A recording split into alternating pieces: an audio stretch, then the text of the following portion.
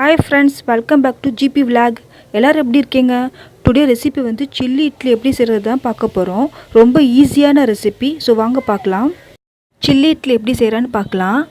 நான் இட்லியை வேக வச்சு பீசஸாக கட் பண்ணி வச்சுருக்கேன். மீடியம் சைஸ் பீசஸாக கட் பண்ணி வச்சுருக்கேன். ஸோ இது மாதிரி நீங்களும் கட் பண்ணி வச்சுக்கோங்க இட்லியை வேக வச்சு. இப்போ இது எப்படி செய்யலான்னு பார்க்கலாம். இதுக்கான பேட்டர் ரெடி பண்ணலாம். சில்லி இட்லிக்கு 1 கப் மைதா மாவும் 1/4 கப்பு அரிசி மாவும் 1/4 கப்பு கார்ன்ஃப்ளவர் மாவு தான் எடுத்திருக்கேன்.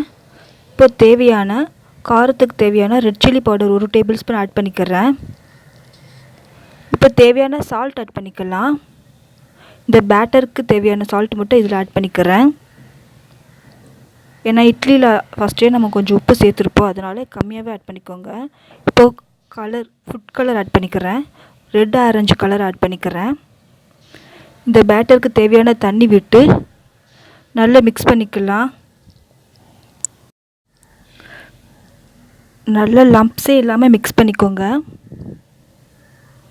கட்டி இல்லாமல் நல்லா மாவை மிக்ஸ் பண்ணிடுங்க தேவையான தண்ணி விட்டு. நான் இப்போ இந்த மாவுக்கு வந்து 1 கப்பு மைதாவும் 1/4 கப்பு அரிசி மாவும் 1/4 கப்பு கார்ன்ஃப்ளவர் மாவு எடுத்திருக்கேன். ஸோ கார்ன்ஃப்ளவர் இதே ரேஷியோவை சேர்த்துக்கோங்க.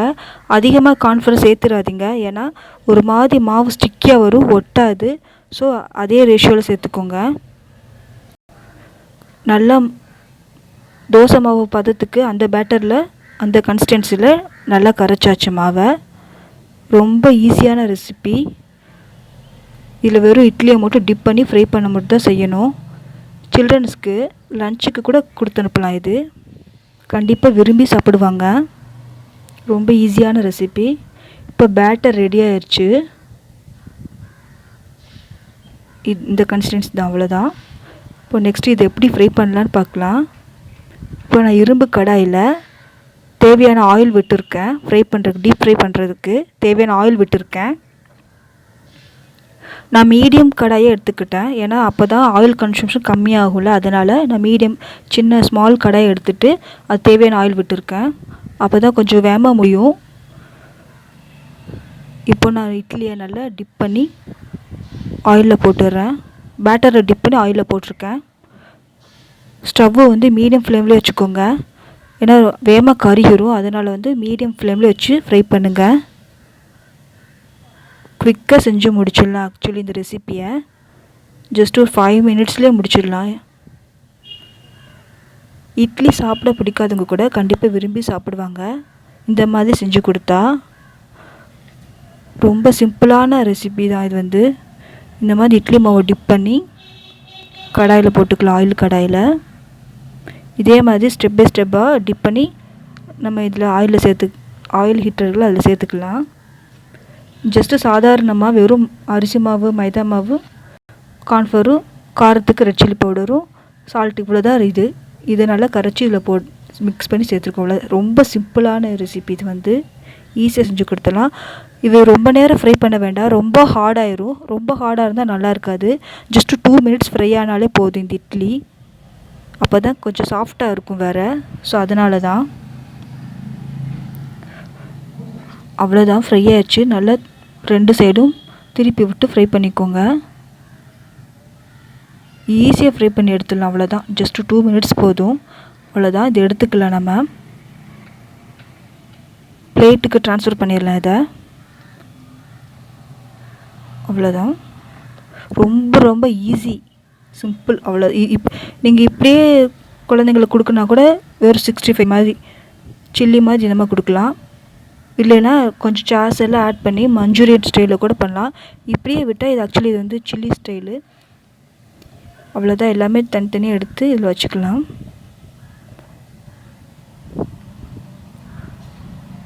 ரொம்ப ரொம்ப ஈஸியானது. இதே மாதிரி பேலன்ஸ் இருக்கிற இட்லியை கூட டிப் பண்ணி ஃப்ரை பண்ணி எடுத்துக்கலாம்.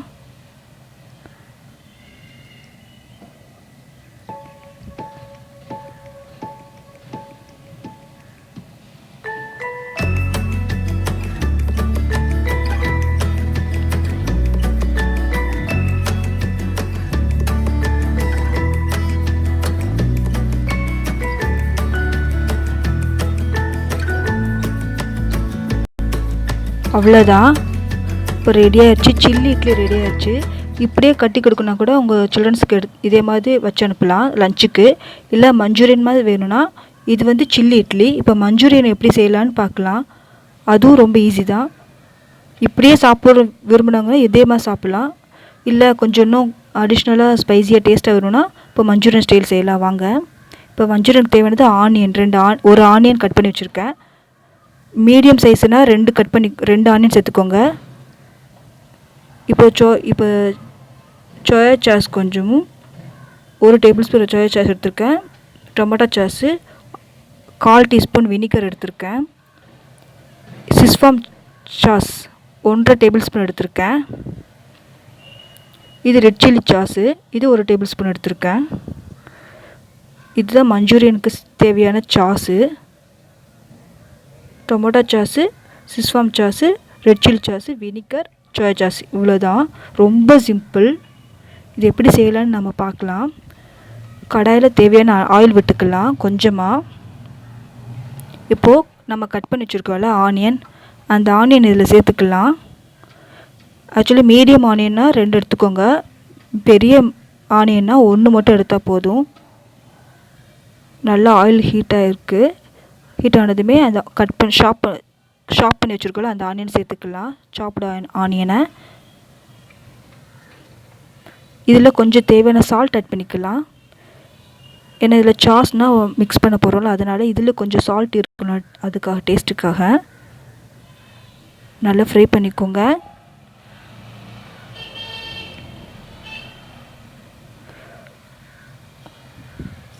நல்லா ஃப்ரை ஆகட்டும் ஆனியன்.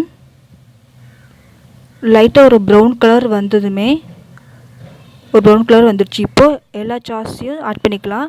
இப்போது நான் டொமேட்டோ சாஸ் ஆட் பண்ணுறேன் ஃபஸ்ட்டு. அப்புறம்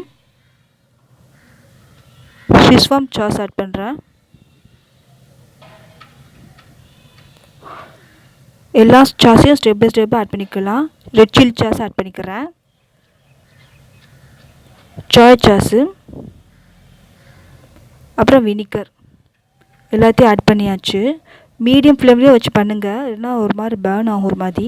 ஸோ மீடியமில் வச்சுக்கோங்க ஸ்டவ் ஃப்ளேம்.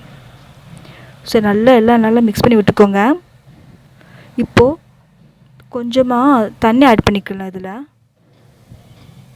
லிட்டில் பிட் மட்டும் தண்ணி ஆட் பண்ணுங்கள். ஏன்னா அந்த சாஸ் வந்து இட்லியில் ஒட்டணும்ல, அதுக்காக கொஞ்சமாக தண்ணி ஆட் பண்ணிக்கிட்டேன் நான். இப்போ பார்க்க கலர்ஃபுல்லாக இருக்குல்ல.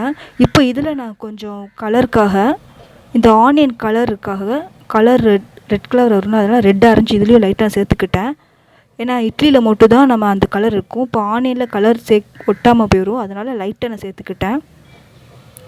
எல்லாமே ஈவனாக வரணும்ல, அதனால் பார்க்க ரொம்ப கலர்ஃபுல்லாக இருக்குல்ல.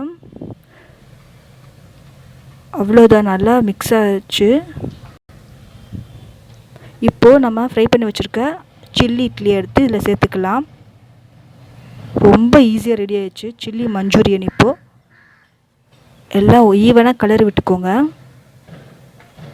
ரொம்ப ரொம்ப சிம்பிளானது. ஆக்சுவலி இப்போ இந்த மாதிரி சாஸ் இல்லாதவங்க வீட்டிலேயே ஈஸியாக செய்யணுன்னா ஆனியன் சேர்த்ததுக்கப்புறம் இந்த மாதிரி சாஸ் ஆட் பண்ணாமல் தக்காளி சேர்த்துக்கலாம். கட் பண்ணி வச்சுக்க தக்காளி சேர்த்துக்கலாம். தக்காளி சேர்த்துட்டு வெறும் ரெட் கலர் ஆட் பண்ணிக்கலாம். இப்போ தக்காளி அப்படி சேர்க்க விரும்பலைன்னா தக்காளி வந்து வேக வச்சு மிக்ஸியில் அரைச்சி லிக்விடாக கூட சாஸ் மாதிரி கூட சேர்த்துக்கலாம். நீங்கள் அந்த மாதிரி ஸ்டைலில் கூட. சாஸ் எதுவுமே இல்லாதவங்க மிக்ஸியில் தக்காளி அரைச்சி சேர்த்துக்கோங்க. சேர்த்து லாஸ்ட்டு இந்த மாதிரி செஞ்சிடணும். அவ்வளோதான், ரொம்ப ஈஸி. சாஸ்க்கு பதிலாக தக்காளி சேர்க்க போகிறீங்க, அவ்வளோதான், ஆப்ஷனல். இப்போ சில்லி மஞ்சூரியன் ரெடி ஆயிடுச்சு. ரொம்ப குவிக்காக இருந்து ரொம்ப ஜூஸியாக இருக்கும், சாப்பாடு சாஃப்டாக இருக்கும். அவ்வளோதான். இப்போ chilli idli and chilli Manchurian ready ஆயிடுச்சு. நீங்களும் இதே மாதிரி உங்கள் வீட்டில் செஞ்சு அசத்துங்க. கண்டிப்பாக சில்ட்ரன்ஸ் விரும்பி சாப்பிடுவாங்க, லைக் பண்ணுவாங்க. மறக்காமல் நம்ம சேனலை சப்ஸ்கிரைப் பண்ணுங்கள். கூடவே பெல் ஐக்கானை கிளிக் பண்ணுங்கள். லைக் பண்ணுங்கள், ஷேர் பண்ணுங்கள். நெக்ஸ்ட் வீடியோவில் பார்க்கலாம்.